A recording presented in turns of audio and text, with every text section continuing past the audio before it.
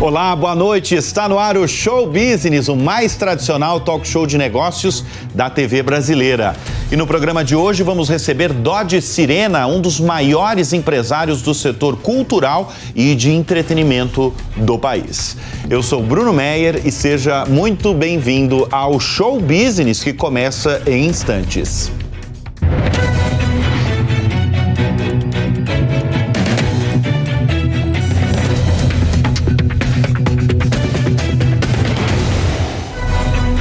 Ele é um nome que se confunde com este programa, pois ele é o próprio show business. Por 3 décadas, ele comandou a carreira de Roberto Carlos e ajudou a colocar o Brasil na rota dos grandes shows, entre eles de Michael Jackson, Rod Stewart, Ray Charles e Eric Clapton. A DC7, uma holding comandada por ele, fundada nos anos 1980, vendeu no ano passado mais de 5 milhões de bilhetes e movimentou R$1 bilhão.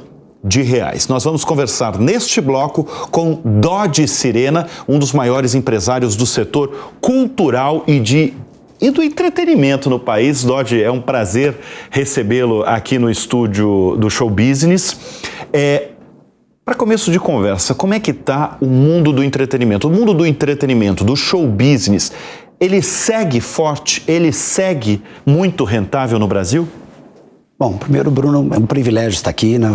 Espero contribuir, né, com o programa, né, corresponder às expectativas.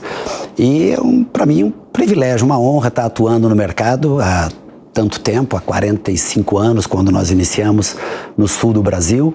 E, enfim, todos os nossos movimentos, né, foram nos permitindo a gente ir avançando, né, e me enche de orgulho quando eu olho para trás nessa trajetória e lógico, né, me dá por conta que, de uma certa forma, nós também contribuímos lá desde os anos 80 a colocar o Brasil, a América do Sul, no roteiro dos grandes shows internacionais, né?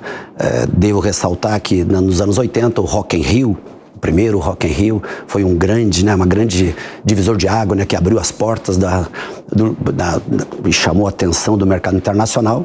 Então, fazendo um paralelo de lá para cá, porque antes dos anos 80, praticamente nós não tínhamos a presença de grandes nomes internacionais vindo para a América do Sul. Não tinha por quê? Era muito difícil a logística, não tinha... imagina, nos anos 80, os tantos shows que vieram para o Brasil, nós tivemos o privilégio de, nesse período, nós apostamos nesse segmento e chegamos, né, a ter, diria que, sei lá, 80%, um pouco mais, por cento de todos os shows que vieram para a América do Sul foi com o nosso envolvimento. A partir daí, então, o Brasil, a América do Sul entrou no roteiro. Nos anos 80, toda a aparelhagem de som, todos os equipamentos, efeitos, todos vinham de fora. Então, imagina, né, nós complexidade, né? Pra ter uma ideia, Bruno, só assim, eu tenho alguns tópicos, mas no final dos anos 80, eu lembro da turnê do Rod Stewart, em 89, foi uma das grandes turnês do Rod Stewart no auge. A inflação estava 1960% ao ano, né? Brasil. O ágio, né? O câmbio era 200%. O Brasil não tinha, na época, né, a cultura do consumidor não era de comprar ingresso antecipado, né? Praticamente comprava na semana. Isso é uma coisa nova. Não tinha cartão de crédito, cheque era imagina. Então, as pessoas tinham que entrar na fila 2 vezes. Ela tinha que entrar na fila para comprar o ingresso, que era uma disputa, e depois entrar na fila para ir no show. Imagina a logística de você vender um estádio de futebol para um grande show, colocar, sei lá, 10, 15 pontos de venda pela cidade para vender os ingressos. Então, tudo era muito complicado. E lógico que, como as vendas dos ingressos eram na semana do show, os valores, quer dizer, o teu risco de o desembolso, né, do risco financeiro era todo antecipado. Então, hoje é diferente. Então, respondendo a tua pergunta, como é que nós estamos hoje? Eu diria que a gente está numa situação muito privilegiada, né? Hoje nós temos no Brasil, né, uma situação show business, né? Aliás, show business porque nós da área do entretenimento adotamos, né? O mundo adotou essa palavra show business ligado ao show business, mas sei que o programa aqui é um show de business, né? Um show de business, exatamente. Mas o seu negócio é negócio de entretenimento, de show, não é? Sim, basicamente hoje a nossa empresa hoje é uma holding reestruturadas, né, dos últimos anos em 7 verticais de negócios. Antes da pandemia eram 5 empresas, hoje estamos com 28 empresas, todas elas relacionadas, né, distribuídas nessas 7 verticais, todas relacionadas ao entretenimento. Pois é, mas voltando, você falou que a gente vive, nós brasileiros, o Brasil, vive um momento privilegiado no setor cultural, no setor de entretenimento. Ele é muito rentável? Ele é como em qualquer segmento, né? Ele é um desafio, como qualquer negócio, mas existe um potencial muito grande. Existe aqui, logicamente, no Brasil, uma população de 200 milhões de habitantes. Eu considero que nós temos no Brasil, pelo menos, 20 milhões de brasileiros com alto poder, né, de compra, né, um alto poder aquisitivo. Então, veja, por exemplo, na turnê do U2, a última turnê que veio para o Brasil, nós realizamos 4 shows, 4 estádios Morumbi. Na verdade, a previsão inicial eram 2, né? Esgotou rapidamente, e fizemos mais total de 4. Mais de 70% dos ingressos vendidos foi fora de São Paulo. Então, apenas corrobora com a minha tese de que o brasileiro, né, diria o que eu considero no mínimo 20 milhões de brasileiros, não tem problema se deslocar de várias cidades do Brasil, especialmente São Paulo, com a malha aérea, com essa capacidade hoteleira, de poder atender. Sei que o Rock in Rio não é diferente no Rio de Janeiro. De atender quando se tem um desejo, quer acompanhar uma banda, quer acompanhar um ídolo, é isso? Quando existe o interesse de um grande evento. Então, o que eu considero... E isso talvez... é comum que você falou, esse número eu acho muito poderoso. 70% do show veio de fora da cidade de São Paulo. Bruno, eu até diria que lotaria só com os paulistas. Mas quando um show, um evento interessa, você anuncia o início das vendas e veja que os grandes shows, nós, promotores, né, de grandes shows, temos o cuidado de muitas vezes iniciar as vendas em horários... às vezes meia-noite, assim, tirando do foco do grande público, porque a tendência é esgotar em poucas horas. Tomorrowland, ano passado, que é um dos nossos... dos eventos que você comanda, né? O Tomorrowland nós conseguimos, né, tivemos o privilégio, o orgulho de conquistar a confiança dos donos da marca do Tomorrowland, são os belgas, e nos tornamos sócios deles, né, no evento Brasil. Ano passado, o Tomorrowland vendeu a capacidade máxima, 180 mil ingressos, em apenas 2 horas e 15 minutos.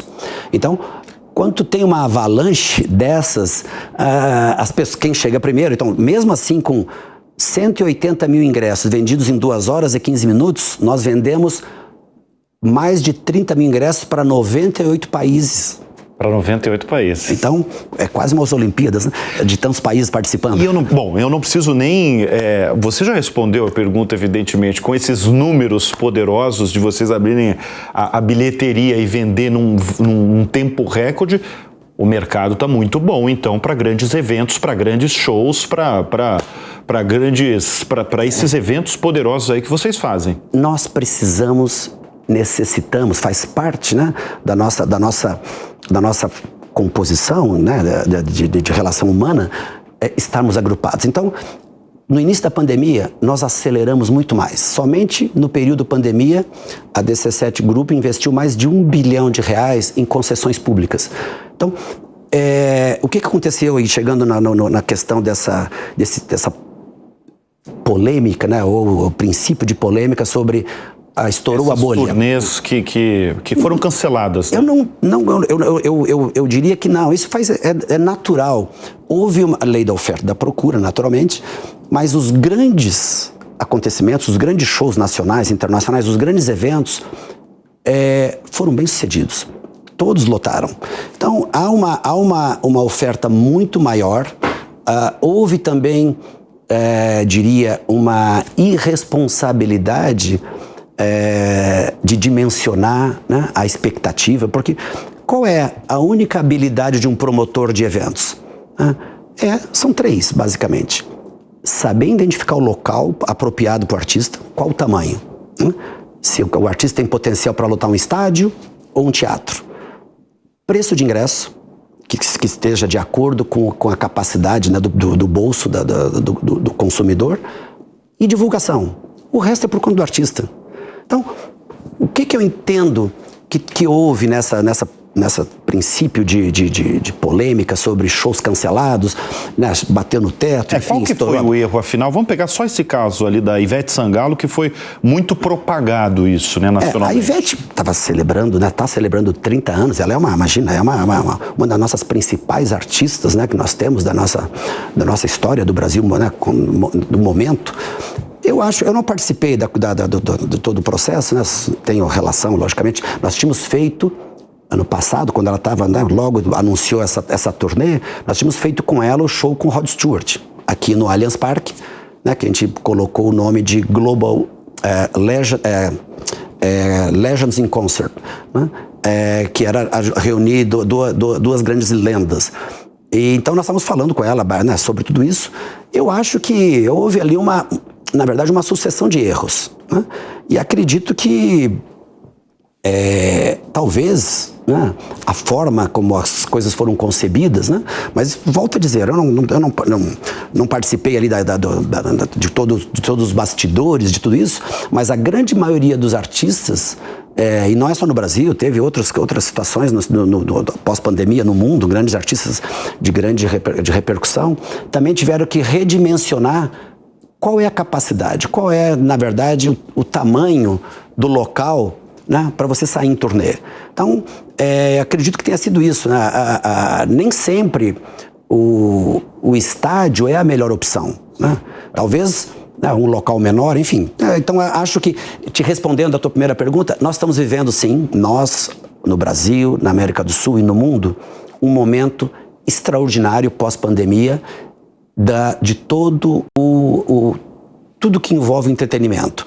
E por isso que eu digo que no Brasil, tudo que foi apresentado com a sensação de que é a única oportunidade, né, grandes shows internacionais, tiveram sucesso. E quando eu falo que o Brasil tem 210 milhões da população, mas nós temos no mínimo 20 milhões de pessoas com poder aquisitivo, é 2 Portugal. É mais que a Holanda, né? Imagina, está chegando na população maior do que muitos países. Então, somente com essa população, a gente fala 20 milhões de brasileiros. É um potencial tremendo para você poder investir. Tá. E nós temos um outro ponto muito positivo aqui no Brasil que não se compara em nenhum lugar do mundo. A grande participação do mercado publicitário. Que participa. Diferente do resto do mundo. Aqui, devido a tantas experiências lá dos anos 80, as entregas bem feitas, com os grandes eventos que aconteceram no Brasil, o mercado publicitário identificou no show business uma grande oportunidade de associar a sua marca, né, com coisa o seu positiva, público. Né? Porque é o momento de descontração, é o momento das pessoas estarem ali se divertindo, né? Mas deixa eu falar que é o seguinte, que esse homem aqui tem tanta história, né? A gente está falando de década de 80, 90, 2000 e atualidade também, porque você participa de grandes eventos atuais, que todas as histórias foram reunidas num livro, né? Dodge Sirena, Os Bastidores do Show Business. Por que você, né, foi escrito esse livro pela jornalista Léa Penteado e editado pela editora Matrix? Por que você decidiu escrever um livro, Dodge? Bruno, obrigado por estar mencionando o livro. Realmente foi para mim um privilégio. A Léa Penteado, primeiro, ela faz parte da história do show business, né? Ela é uma jornalista extraordinária e lá nos anos 80, 70, ela foi uma das primeiras a trabalhar nessa área de assessoria de imprensa do meio artístico. Eu a conheci nesse período, quando eu estava começando a dar os primeiros passos para sair do sul do Brasil e avançar com os meus investimentos pelo Brasil e depois pelo exterior, América do Sul e depois exterior, onde comecei a investir então nos anos 80 para trazer os shows internacionais para o Brasil. A Léa me acompanha desde então, né, nesse trabalho de assessoria de imprensa. Neste trajetória, especialmente agora nos últimos, diria, 15 anos, 10 anos, ela me trouxe várias provocações de editoras para escrever um livro. Eu sempre rejeitei, porque não entendia que era necessário. Assim, eu diria que eu administro muito bem a vaidade. Eu não queria ter um livro de autopromoção. Essa é uma função, essa é uma missão aí de um empresário de artistas, administrar vaidades? Com certeza, ele tem que ter conhecimento, porque se ele vai se propor administrar a carreira de um artista, significa a imagem, né, do artista além do conteúdo. Então ele tem que ter um domínio sobre isso. O grande problema dos meus colegas do mundo do showbiz Brasil e exterior, a vaidade às vezes atrapalha. Então... Você é um cara vaidoso? Acho que todos nós, que nos propomos no mundo capitalista a vencer nossa atividade, lógico, você fica lisonjeado com os elogios e que você conquiste a credibilidade e o respeito, profissional. Então, a vaidade, sim, sei, tenho consciência. Mas você lidava e lida com gente muito mais vaidosa que você, é isso? Eu sei administrar muito bem até onde isso é interessante para o meu negócio, ou quem tem que aparecer, não sou eu, é com o artista, ou enfim, o evento com quem eu estou totalmente conectado e responsável. Então, sobre o livro, eu rejeitei, não estava gostando da ideia de autopromoção, uma biografia, eu achei que isso não era importante, eu queria deixar algo mais. Até que a Leia, na pandemia, me trouxe essa sugestão de ela escrever numa terceira pessoa, ela relatando e entrevistando pessoas. E ela conseguiu, além de fazer um brilhante trabalho escrever esse livro, ela escreve muito bem, não é à toa que ela tinha já lançado um livro sobre da história do Flávio Cavalcante, e outros livros que ela escreveu, mas ela conseguiu a façanha de entrevistar 65 personalidades, pessoas do meio, artistas, que então foram contribuindo com histórias do show business ligadas, pessoas que relataram bastidores na relação comigo. Então, eu achei que isso, eu poderia ter a pretensão, e tenho, de que isso possa ajudar, seja estudantes de comunicação, pessoas ligadas no showbiz ou que queiram entrar. Esse foi o que me motivou. Olha, um dos grandes feitos, você considera, aliás, o grande feito da sua carreira notável é o empresariamento do Roberto Carlos? O Roberto me deu muito orgulho, imagina, é o maior artista da história do Brasil, indiscutivelmente. Tivemos uma relação de 30 anos, então o Roberto, quando eu comecei a trabalhar com o Roberto nesta relação, ele tinha 30 anos de carreira. Na época ele tinha 70 milhões de discos vendidos. Quando eu comecei com ele, passaram-se outros 30 anos, e quando nós terminamos ano passado a relação amigável, 140 milhões de discos. 140 milhões de discos. Portanto, você teve o seu papel ali, de uma certa forma, e costumo dizer, o Roberto já era o rei, e eu, quando comecei com o Roberto, já tinha o protagonismo de tantos shows internacionais. Então eu diria que a gente conseguiu construir tantas coisas maravilhosas pela confiança, e confiança se conquista, não se impõe. Então foi isto. Eu já li em outros livros que a primeira vez que você teve contato com Roberto Carlos foi num avião que vocês sentaram um ao lado do outro e começaram a conversar. Foi assim mesmo? Como é que você conseguiu, na verdade, a confiança do Roberto Carlos? Não, resgatou bem lá as memórias. Na verdade, eu como empresário de shows, lá nos anos 80, 70, 80, já tinha realizado alguns shows do Roberto em Porto Alegre, onde nós estamos começando ainda, há 45 anos atrás. Você é de Porto Alegre, gaúcho. Sou gaúcho de Porto Alegre, a DC7 começou lá, eu junto com meu sócio, Sicão Chias, e nós fazíamos a produção dos shows. Mas não tive, na época, nesses 3, 4 shows que eu já tinha realizado com o Roberto, com empresários da época dele, não tínhamos tido contato com ele. Aquela coisa de chegar em Porto Alegre, hotel, show, sair do camarim, enfim, não tinha tido a oportunidade de conversar com ele. Quando Roberto Medina, querido, Roberto Medina, o showbiz brasileiro tem que reconhecer e deve muito a... Criador do Rock in Rio, né? Criador do Rock in Rio, e antes do Rock in Rio teve outras aventuras que ele fez, Frank Sinatra no Maracanã. O Roberto Medina me convida, devido à minha atuação já nos anos 80 de protagonismo de tantos shows internacionais no Brasil, ele me convida para contratar e organizar o Rock in Rio do Maracanã, que foi o segundo. E nesse voo, justamente isso, estava indo para um voo da Varig ainda, indo para Los Angeles para contratar os artistas internacionais para o Rock in Rio. Por coincidência, Roberto Carlos também indo para Los Angeles gravar um disco. E óbvio que eu aproveito a oportunidade, né? Imagina tantas horas de voo. Falei, ok, vou conversar com ele. Primeira coisa, lógico, converso, me apresento e falamos um pouco e eu convido ele para o Rock in Rio. E ele, então, educadamente, né, agradece, mas falou que preferia ver o Rock in Rio e não estar lá no palco. Ele falou que o Rock in Rio era coisa de roqueiro, sim, essas coisas. Enfim, e assim foi. Aí chegou em Los Angeles, ajudei ali a saída dele do aeroporto e tal, e ficou esse contato. Passado, acho que uns 2 anos, é que a gente voltou novamente a conversar. E a partir daí, enfim, foi essa relação maravilhosa. E aí vocês romperam, não tem mais, você não é mais o empresário do Não, desde pós-pandemia. Pandemia eu acho que foi um divisor de águas, né, para muitas coisas, né, para reflexão. O Roberto teve seu momento de 2 anos de pandemia, de reflexão. Eu também, como já mencionei aqui, a DC7 cresceu muito nesse período, né? Investiu no Brasil, nós apostamos muito agressivamente nesse retorno pós-pandemia e ficamos mais um ano pós-pandemia, mas aí de comum acordo, né, resolvemos o Roberto seguir, né, como era antes, o caminho dele com o escritório e tal, e fica para a história esses nossos grandes feitos, né, que foram realmente históricos. Agora, Dodge, ao longo da sua história, né, você aqui relatando no Show Business, em outras conversas que a gente já teve, é muito interessante ver esses approaches que você tem com determinadas pessoas, né, como o Roberto Carlos, que você senta ao lado dele no avião e começa uma conversa. Você falou do Tomorrowland, né, que virou sócio, né, que poderia...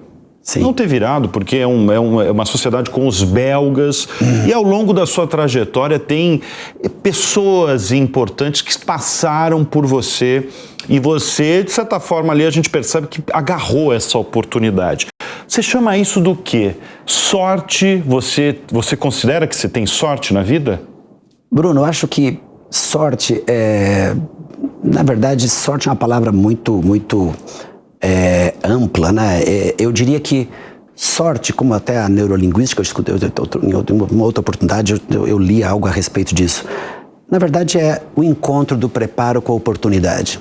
Então, cada um, acho, de nós, seres humanos, temos uma crença. Eu tenho a minha crença, né? E acho que atribuo muito a esses encontros que tu te referes, e eu reconheço que sim. Eu acho que, número 1, eu estava preparado para poder, né, aproveitar a oportunidade, né, e desenvolver, né, em cima disso uma relação de negócio, de amizade, enfim, cultivar esse tipo de caminho. Então vamos voltar a falar ao show business, né, que resume resume você e resume a sua área. Quem são hoje os grandes vendedores de shows no Brasil e no mundo? Pode falar dos dois. Não, hoje nós temos... Você falou do YouTube já, né? Você tem uma variedade aí, né? Eu diria, talvez possa te dizer o seguinte, a sensibilidade do sucesso, e é muito interessante isso, porque você não tem muita métrica. Às vezes a execução de músicas, né, em rádio, nos veículos, não significa vender ingresso. Nem sempre alguns índices, né, tem a ver, porque tem algumas coisas que talvez a experiência te mostre isso. Música, diferente de celebridades da dramaturgia, do esporte, música você não pode estar se oferecendo. Então, eu tenho uma tese, na verdade eu conversei essa tese com o empresário do Queen em 1981. Na verdade, ele conversou comigo, né? Eu apenas aprendi. Qual que é a tese?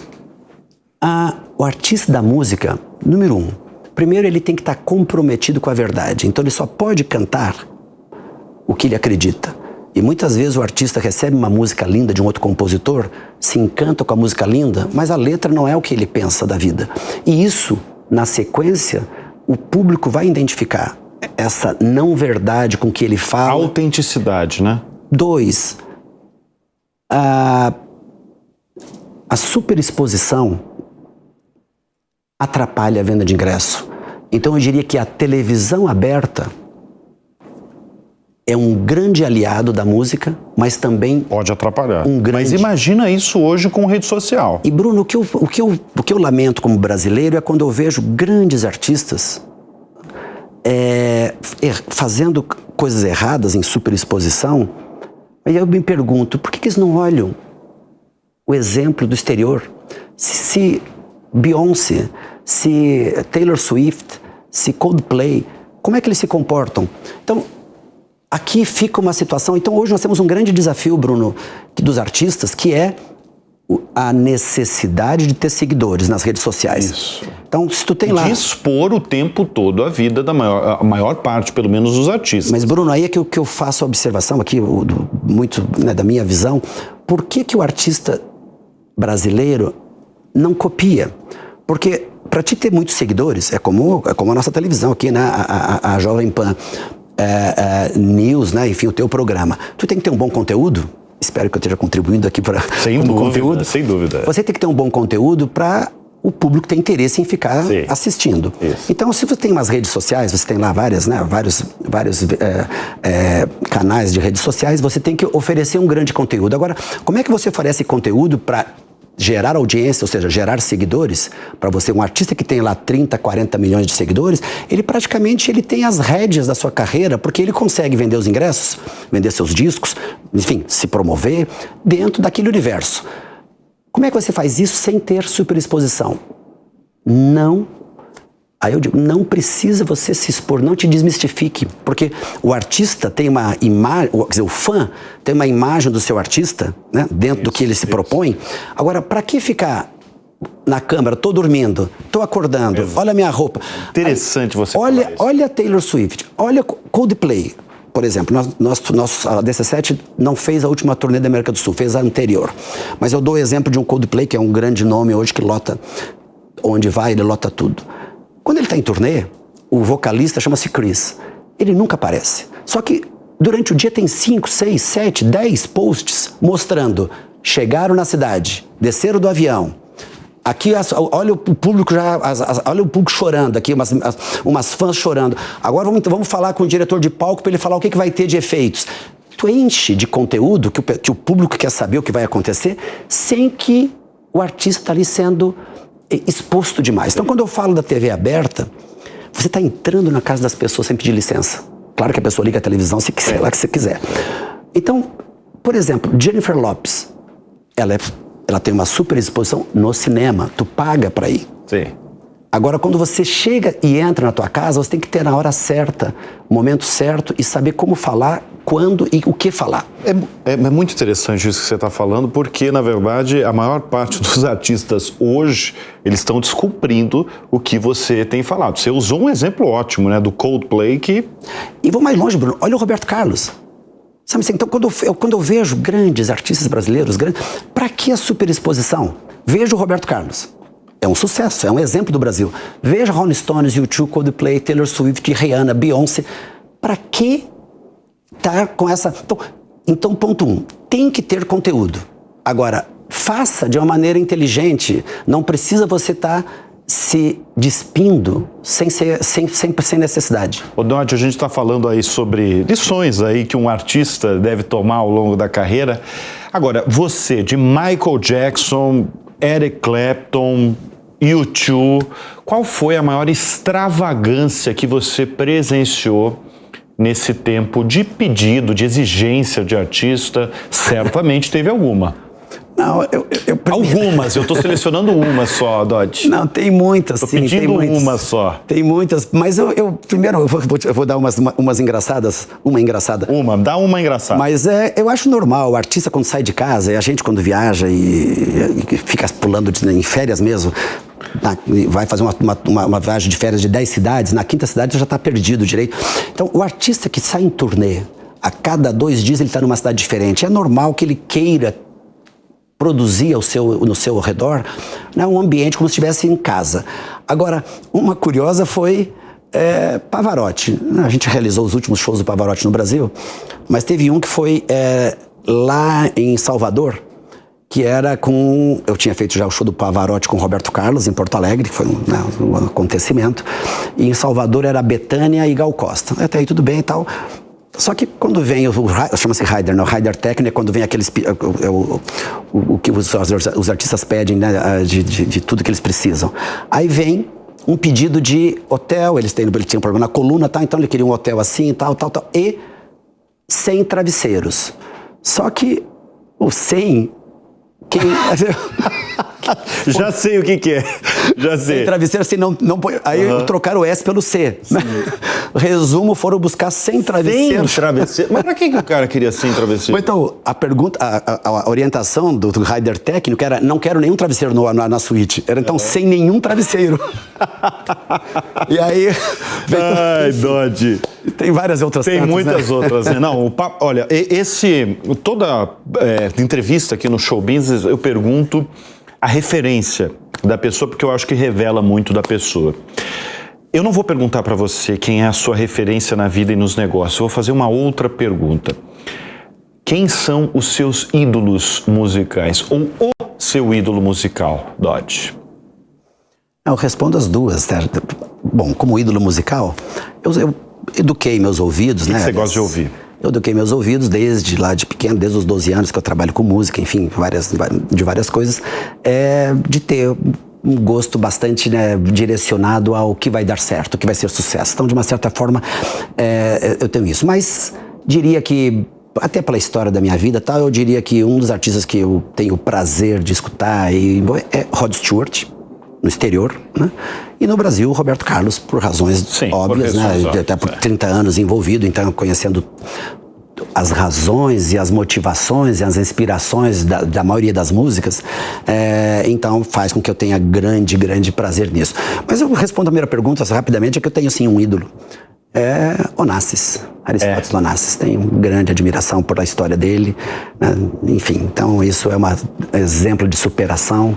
Começou lá em Buenos Aires, dividia um quartinho, né? Enfim, a história dele me impressiona e vários ensinamentos que ele deu. Então tenho ele como um grande ídolo. Dodge e Sirena são muitas histórias e o Show Business faz uma rápida pausa e volta em instantes.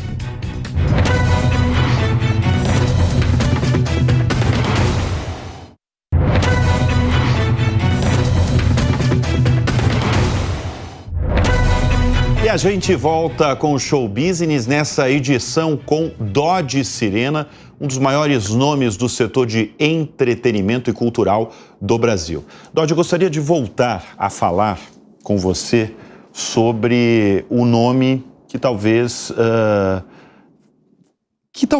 fez parte aí da tua trajetória inteira de carreira mesmo, que é Roberto Carlos. Se fosse elencar um grande momento dessa história de 30 anos com Roberto Carlos, qual foi o grande momento? Bom, 30 anos, né, de uma história, né, de um casamento profissional, tivemos muitas emoções, muitas. Né? Parafraseando uma frase clássica aí dos... Não, como já falei, né, anteriormente, para mim, um grande orgulho, né, ter tido a confiança profissional do Roberto Carlos, que me proporcionou, então, a poder desenvolver o que eu entendo de conhecimento que eu adquiri nas minhas relações com os shows internacionais, antes de começar com o Roberto, né, como nós já falamos. Eu tive aí uma trajetória de relações com muitos artistas internacionais, e não só para trazê-los para a América do Sul, mas eu sempre me envolvia e questionando, né, e avaliando por que teve esse sucesso, qual foi a estratégia, repertório, a jogada de marketing da gravadora, empresário, enfim. Quando comecei com o Roberto, eu tinha essa bagagem, tinha já, sei lá, no mínimo 10 anos, né, de tanto protagonismo, né, na vinda de tantos shows para o Brasil. Então, permitiu a gente fazer muitas coisas.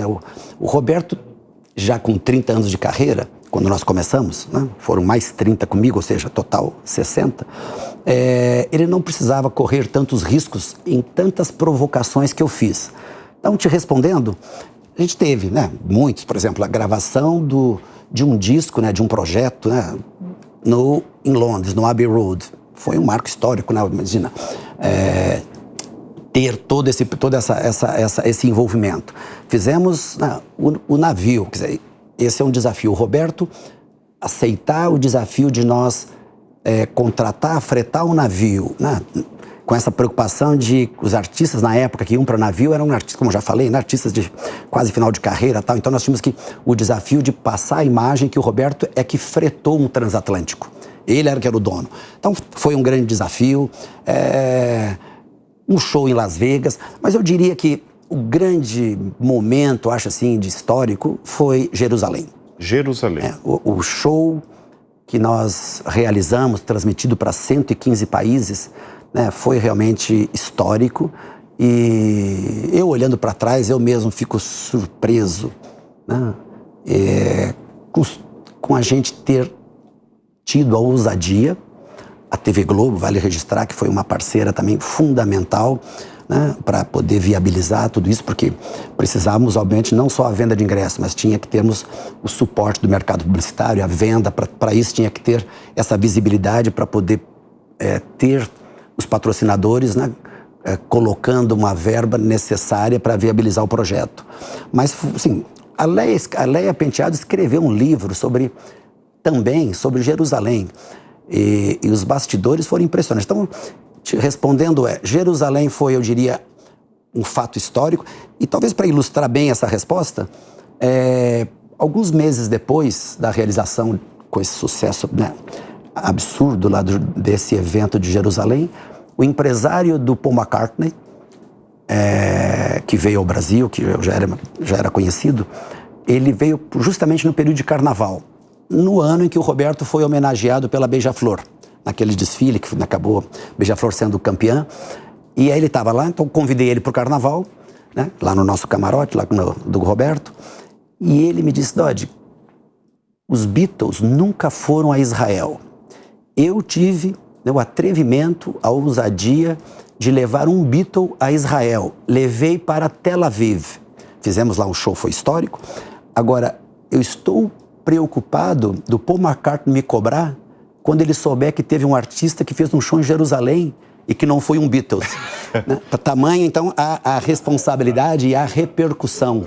Então, Jerusalém foi histórico. Por que você acredita, o que é determinante para Roberto Carlos ser um dos maiores nomes do showbiz brasileiro? Bom, primeiro o talento. Por que o brasileiro gosta tanto e sabe que é do curioso? Roberto Carlos nesses últimos 60 anos? Bruno, eu vou esticar um pouco a resposta, porque eu acho que é importante, né, para quem está assistindo o programa e que possa se identificar em vários segmentos, né, da atividade profissional. É porque a gente está falando de um ídolo nacional, né, nos últimos 60 anos, mas na verdade, com o Dodge Sirena como convidado do show business, a gente está falando de negócio, né? Sim. A transformação de uma personalidade nacional em um grande negócio. O Roberto, né, a história dele, enfim, né, é muito começando, né, o passo a passo. Ele bateu na porta de todas as gravadoras e foi rejeitado. Né? Ninguém quis contratá-lo. Faltava uma. Ele veio lá de Cachoeiro, né, enfim, a história toda que talvez o pessoal que admira o Roberto conhece, veio para, né, morar em Niterói, enfim, e queria ser cantor. Foi fechado as portas de todos. Aí veio determinação, né, superação, acreditar nos seus ideais. Aí achou uma maneira, né, Carlos Imperial, enfim, tem toda uma história, e insistiu. E o Carlos Imperial, famoso na época, tal, com programa de rádio, enfim, uma celebridade, muito conhecido, também lá do Capixaba, resolveu, né, apadrinhar Roberto Carlos e marcou um almoço com uma gravadora, a última, CBS. Né, mas foi no almoço. Chegou aquele jovem com violão para mostrar aí um pouco a tua música para um diretor da gravadora, que nem estava previsto. Então, começou o passo a passo, como tantas histórias de sucesso que a gente conhece, mas com essa determinação, né, com essa certeza, né, de conquistar os seus objetivos. E a partir daí, a história que a gente conhece. Né? Roberto Carlos compôs mais de 700 músicas, grande parte com seu parceiro, né, Erasmo Carlos, mas, Bruno, 700 músicas, né, é um fato já, né, único. O Roberto tem mais de 200 hits. Eu, em dado momento da minha trajetória de 30 anos, eu tentei articular para que ele pudesse ser reconhecido no Guinness como artista do mundo com mais hits, né? Hit significa músicas que ficaram em primeiro lugar, né? Nas paradas de sucesso por mais tempo. E conseguiu essa abordagem? Não, a gente trabalhou nisso, mas enfim, não foi para frente, mas ele tem este registro. Então, Roberto Carlos, né? Sucesso, primeiro, né? Talento. Ele é realmente, né, o maior de todos os tempos. Então, não me incomodo em falar isso, porque os artistas brasileiros reconhecem como o Roberto sendo o maior de todos os tempos. Afinação, né, técnica vocal, compositor extraordinário, enfim, as músicas do Roberto. Roberto foi o primeiro artista do mundo a fazer músicas, compor músicas falando de ecologia. Primeiro do mundo. Lá nos anos 70, 80 já falava disso. Então, agora, business, né? A carreira do Roberto como negócio. Quando eu entro na relação com o Roberto, né? Depois de 30 anos, que ele já era rei. Então, quando eu comecei... E que teve essa transformação em que ele atingiu 140 milhões? Sim, né? De discos vendidos? Como já falei anteriormente, ele teve 70 milhões de discos nos primeiros 30 anos de carreira. Nos outros 30, onde eu participo, né? Vendeu mais 70, estava entre 140 e 150 milhões de discos. Aí vale um registro que boa parte dos sucessos do Roberto, das grandes músicas, foram lançadas nos primeiros 30 anos. Os outros 30 anos, que aí onde entrou, acho que a minha contribuição nessa parceria, né, que me honra muito, de muitas jogadas de marketing. Então, um show em Jerusalém chama a atenção do mundo. Ao chamar a atenção do mundo e do público do Roberto, ampliando o público do Roberto, movimenta o catálogo. Quando eu comecei com o Roberto, me preocupei em direcionar uma associação de imagem com o público jovem. Então, por isso que tivemos lá um disco produzido pelo Frejá, só de músicas, né, do Roberto, com arranjos estilo jovem, né, com a garotada da época. Skank grava uma música do Roberto, Jota Quest, enfim, teve isso. E classe A. Tinha o Roberto era o rei, mas não tinha... Era muito massivo, era isso? Um público muito amplo? O nosso querido Washington Oliveto que define bem tudo que é popular, sucesso, ou seja, que vende mais de 1 milhão. Então aí ele fala do Bombril. Então, esse sucesso te joga para uma imagem muito popular, né? Com uma imagem popular, povo. O que de uma certa forma distancia dessa coisa da classe A assumir. Então o Roberto era esse sucesso todo, considerado o rei, né? Eleito o rei pelo público. E então eu identifiquei uma necessidade estratégica de ele ser assumido por esses dois extremos. Os jovens, que estavam chegando, da nova geração, né? Que sabiam, mas não tinham o consumo da música do Roberto. Então fiz o Roberto, né, como estratégia, transitar nessa área. Gravamos logo de cara, na época, um disco com MTV acústico, que era um projeto... E era bem focado para jovem. Para jovem. Então, ter um Roberto Carlos foi uma ousadia, porque eles estavam todos os projetos de MTV acústico, que era um projeto que lançava um disco, era garotada e bandas de pop rock. Né? Roberto. E classe A, Bethânia, gravando um disco, né, só com canções do Roberto, foi tema de novela, né? Fera Ferida.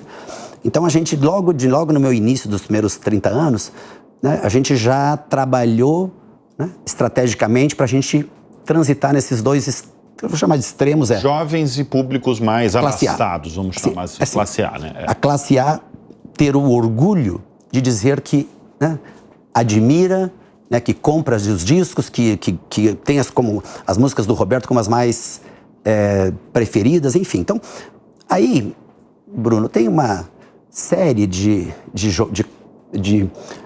movimentos, né, e de gestão de carreira que faz com que nós tivemos esse sucesso com grandes, né, articulações estratégicas de marketing. Logicamente, o Roberto lançando disco, sendo que né, os shows sempre encantando multidões. Então, eu acredito que a minha contribuição, né, nesses anos todos, que só foi sendo mais envolvente, mais uma parceria muito mais sólida. Veja, nós tivemos, além da relação, eu como manager, tivemos sociedades em outras empresas. Em outros ramos? Em outras áreas, Abrimos uma empresa... Mas quais setores? O quê? Imobiliário? Turismo. Turismo, tá. Imobiliário, abrimos uma construtora chamada Emoções Incorporadora. Tivemos, numa das empresas, tem até hoje aberta, o Roberto colocou, ok, somos sócios, 50%, mas condição, eu coloco o nome. Eu falei, maravilha, não, vai ter inspiração total. Mas daí ele sempre me surpreendendo positivamente, Dodge. O nome vai ser um nome que contempla a nossa relação, vai se chamar Amizade Produções. Então tem até hoje a Amizade Produções. Então esse é apenas alguns exemplos de mostrar o quanto a nossa parceria, né, foi tão saudável, né, em todos os sentidos. Um grande presidente lá de uma gravadora dos Estados Unidos, né, me falou que entre os grandes artistas, e leia-se grandes artistas que se venderam mais de 100 milhões de discos, são artistas que podem ter, né, empresários, né, grandes empresários de qualquer parte do mundo. Eu sou um dos 5, talvez, máximo, que tenha tido uma relação tão longeva. Barbra Streisand, mantém o empresário. Pois são 30 anos, né? 30 anos, e veja... E você está lidando com uma figura de show business, né? Eu fiquei 10 anos com o Julio Iglesias. Com um artista, né? Com as extravagâncias no artista. Julio Iglesias... Ele tem todas aquelas manias famosas dele, né? Como é que você lidava com as manias de Roberto Carlos? Eu diria que, né, depois desses 30 anos, é o que foi já anunciado, ele identificou... Não são manias, né? É o toque. Ele identificou o transtorno obsessivo-compulsivo, que ele achava que era superstição antes, né, e depois... Né, na verdade, essa doença ela é uma tortura para quem sofre disso. Mas, até poucos anos atrás, 7% da população mundial, né, sofria desse transtorno. Teve 2 filmes, né, bastante badalados, né, um com o Jack Nixon, que ele, não sei se lembra, mas ele tinha uma cena que ele na calçada ele não podia pisar nas divisas da separação. Então isso era um, e teve um outro que era o Aviador, que era... Porque o transtorno obsessivo-compulsivo são basicamente 3, né, são 3 assuntos, né, assim, três enfermidades. Higiene, que é essa do Aviador, caminhos e números. O Roberto tem as 3. O Roberto tem as 3, ou seja, é avançadíssimo. Então, E como é que você lidava com ele? Você que era uma pessoa, talvez de maior confiança dele, que lidava diariamente com ele, nos shows, fora dos shows. A turma que está em... Primeiro que o Roberto é de muito bom humor, né? Brinca com a situação, enfim, então é por isso que facilita bastante. A turma que está, né, a turma em volta do Roberto, já sabe como lidar com isso. Quando tu conhece, fica fácil.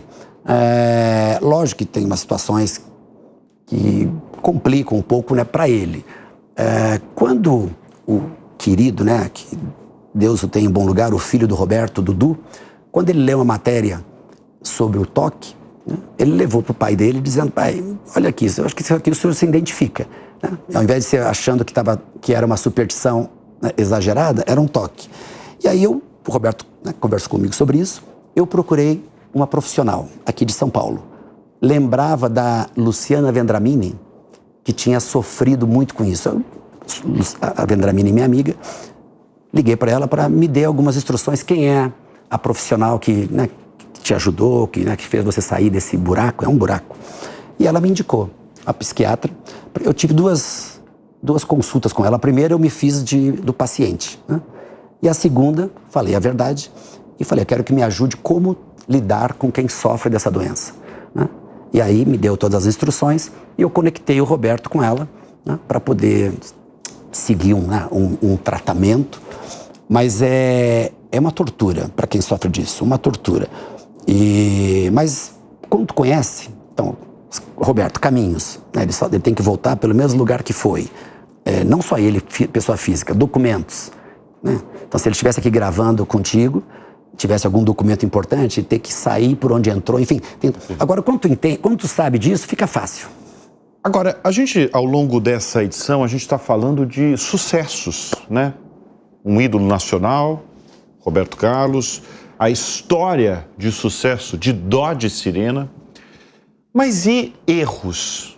E fracassos? Tiveram muitos erros na sua trajetória, Dodge? Sim, acho que a gente...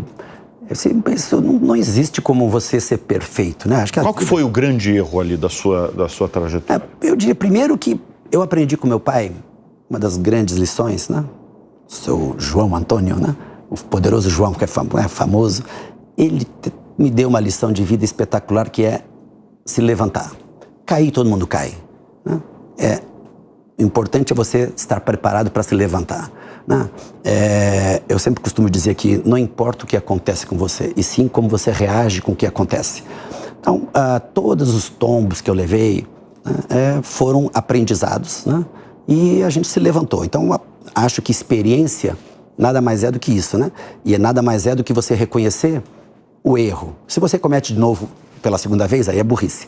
Então, levei tombos, né, financeiros, shows que a gente achava que ia dar certo, que ia lotar, enfim, fizemos uma projeção, não correspondeu.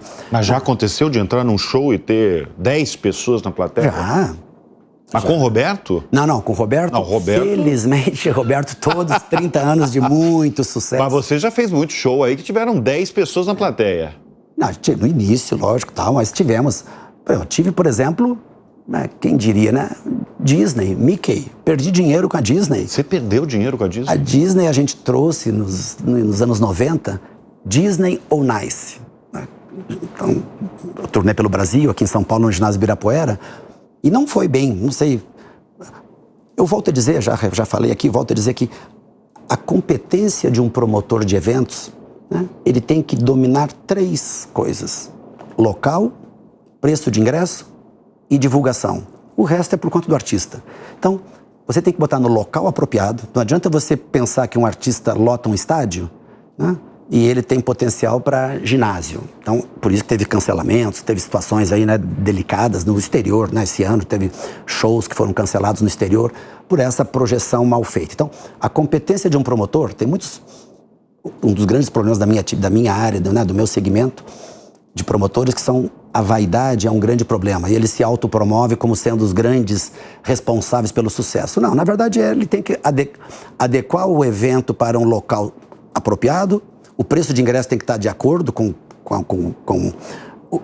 o potencial, né, de compra do consumidor e a mídia. Então, na Disney, não sei se nós erramos no local, erramos no preço, né? Sim, então, alguma coisa, mas não foi bem, perdemos dinheiro, mas serviu de aprendizado, lógico, né? Enfim. Eu queria falar rapidamente de futuro, porque você está planejando abrir uma gravadora voltada para o streaming. É isso mesmo? Como é que vai ser essa gravadora só para o streaming, Dodge? Aqui estamos falando pela primeira vez, Bruno. Eu já comentei aqui no nosso papo, nos nossos blocos anteriores, daqui.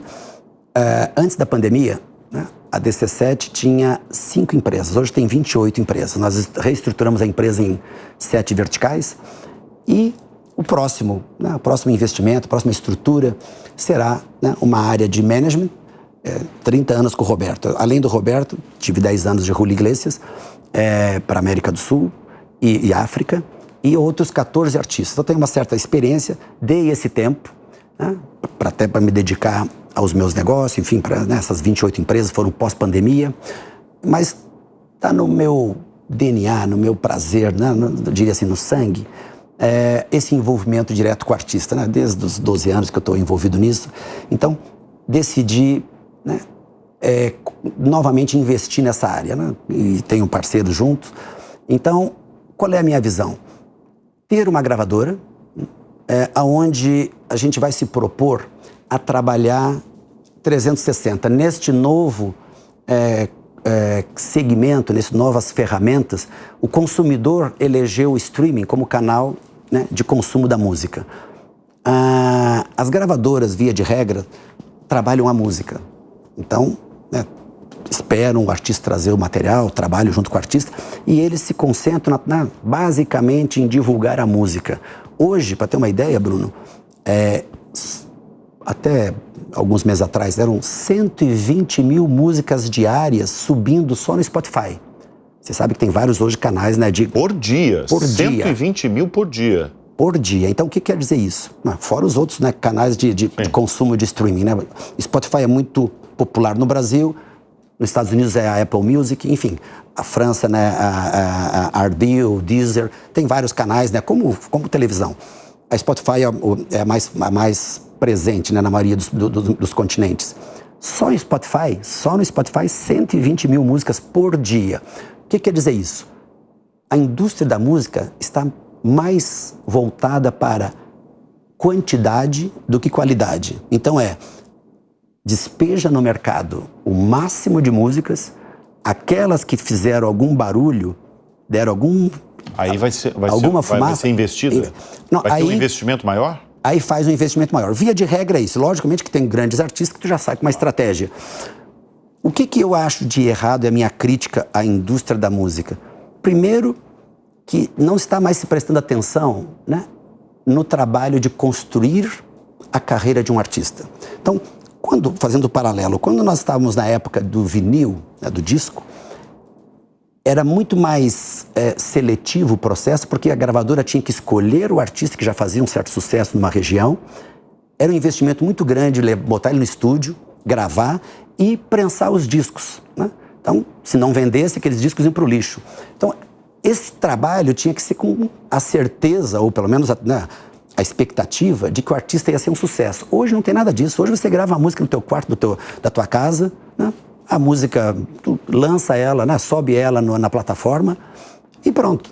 Então, não há mais um compromisso, né, com a qualidade. Então, o que eu estou me propondo?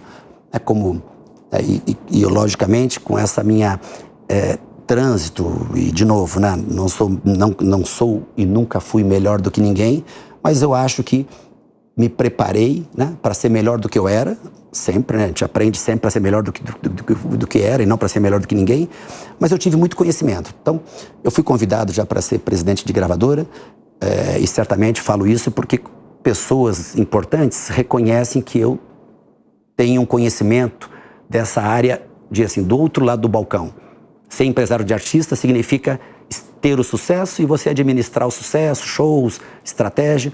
Antes, para você fazer isso, tem que ter o disco, tem que ter a música para poder gerar isso.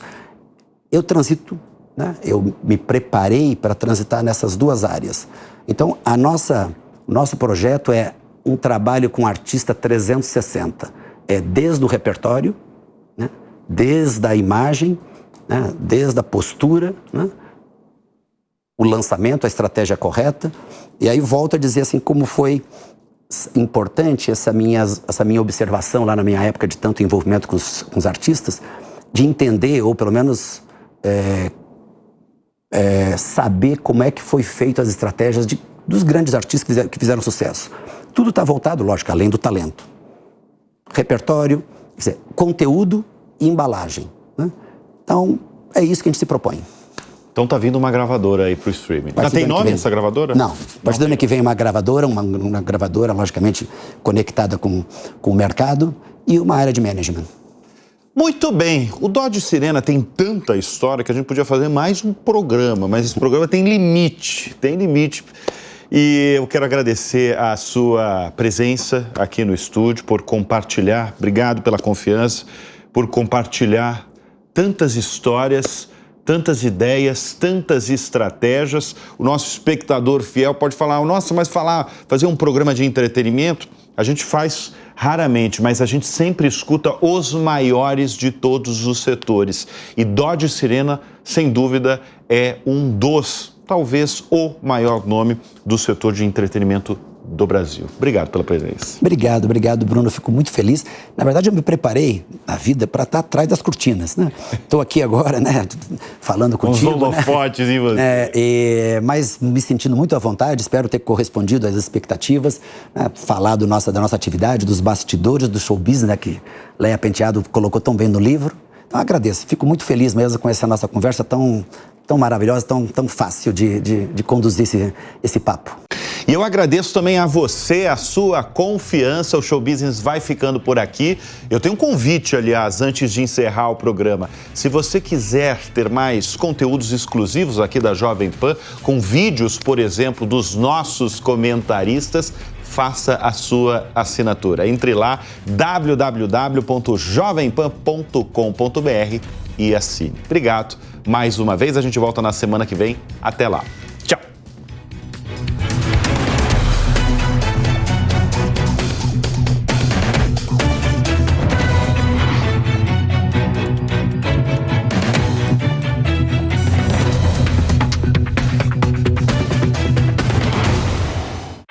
A opinião dos nossos comentaristas não reflete necessariamente a opinião do Grupo Jovem Pan de Comunicação. Realização Jovem Pan News.